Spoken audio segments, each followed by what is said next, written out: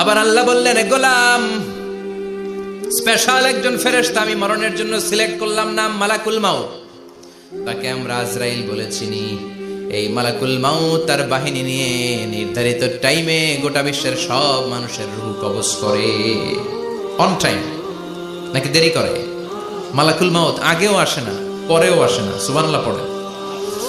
সাইয়েদনা সুলাইমান আলাইহিস সালামের জামানাতে ওনার এক ওয়াজির ছিল, মন্ত্রী। ওই মন্ত্রীকে নিয়ে উনি বৈঠক করতেন। উনার সময় উনি মালাকুল মাউতের সাথে বৈঠক করতেন। উনি বৈঠকে বসেছেন, মালাকুল মাউতও বসা, ওয়াজিরও বসা। হঠাৎ মালাকুল মাউত ওয়াজিরের দিকে বড় বড় চোখ করে তাকাচ্ছেন। বড় বড় চোখ করে তাকানোতে ওয়াজির ভয় পেয়েছে। হঠাৎ মালাকুল মাউত চলে গেল। ওয়াজির বলে, ও সুলাইমান আলাইহিস সালাম, এই যে লোকটা বড় বড় চোখ করে আমার দিকে তাকালো, এটা কে? সাইয়েদনা সুলাইমান বলে, হাদা মালাকুল মাউত। যে বর্ণনাটা বলছি এটা হাদিস না, এটা হচ্ছে ইসরাইলিয়া, জিউস ট্র্যাডিশন। কোরআন হাদিসের সাথে কোনো দ্বন্দ্ব নাই, তাই বর্ণনা করা যাবে। বিষ্ণু বলেছেন, বাল্লিগু আন্নি ওয়ালাউ আয়া। আবার বলেছেন, ওয়া হাদিসু আন বনি ইসরাঈল ওয়ালা হারাজ। বনি ইসরাইলের ট্র্যাডিশন বর্ণনা করো, জিউস ট্র্যাডিশন বর্ণনা করো, এতে কোনো সমস্যা নাই। ওয়াজির বলে, ও সাইয়েদনা সুলাইমান, বড় বড় চোখ করে যে তাকালো, লোকটাকে? সাইয়েদনা সুলাইমান বলে, হাদা মালাকুল মাউত, এটা মৃত্যুর ফেরেশতা। ওয়াজিরের কলিজায় পানি নেই। এটা কি ফেরেশতা? শুনে তো পিলে চমকে গিয়েছে। কয় কি?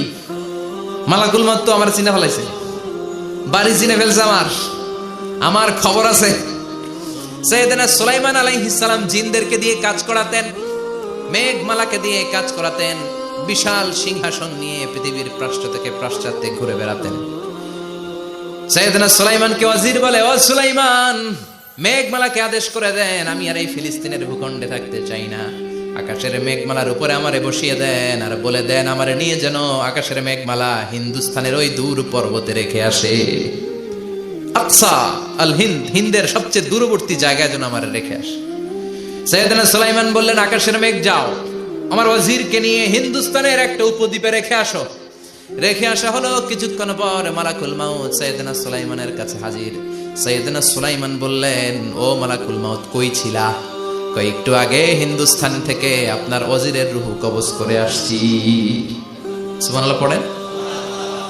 এটা আবার কেমন কথা, তুমি ওইখানে গেলা কেন? কয়, রব্বুল আলামিন কিছুক্ষণ আগে আমার কাছে পয়গাম পাঠিয়েছে, যাও সাইয়েদনা সুলাইমানের ওয়াজিরের রূহটা কবজ করো। কবজ করার জায়গা হলো হিন্দুস্তানের উপদ্বীপ। কোন জায়গায়? মালাকুল মাউত এসে দেখে সুলাইমান নবীর সাথে মিটিং করে। ওয়াজির কার সাথে মিটিং করে? সুলাইমান নবীর সাথে। কিন্তু ফরমানে লেখা রূহ কবজ করতে হবে কোথায়? হিন্দুস্তানে। সুবহানাল্লাহ কইবেন না? এজন্য বড় বড় চোখ করে আমি তাকিয়েছি, আর মনে মনে ভাবলাম টাইম তো নাই, কারণ মৃত্যু তো অন টাইমে হতে হয়, এখনই ওর রূহ কবজ করতে হবে। কেমন করে ওইখানে যাবে আমি জানি না, আমি আগে চলে যাই।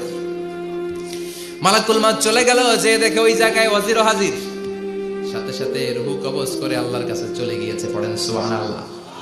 এজন্য আল্লাহ বললেন, মালাকুল মাউত আমি নির্ধারণ করে দিয়েছি, পৃথিবীর প্রতিটি মানুষ মালাকুল মাউতকে দেখবে, চাক্ষুষ দেখবে, ভালো হলেও দেখবে, খারাপ হলেও দেখবে। কার কথা?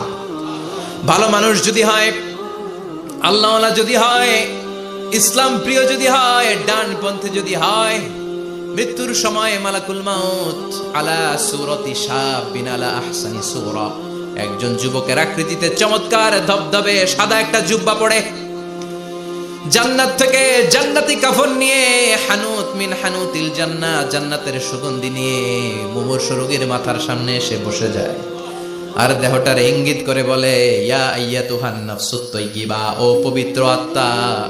আরেক বর্ণনায় এসেছে, ইয়া আইয়াতুহান নাফসুল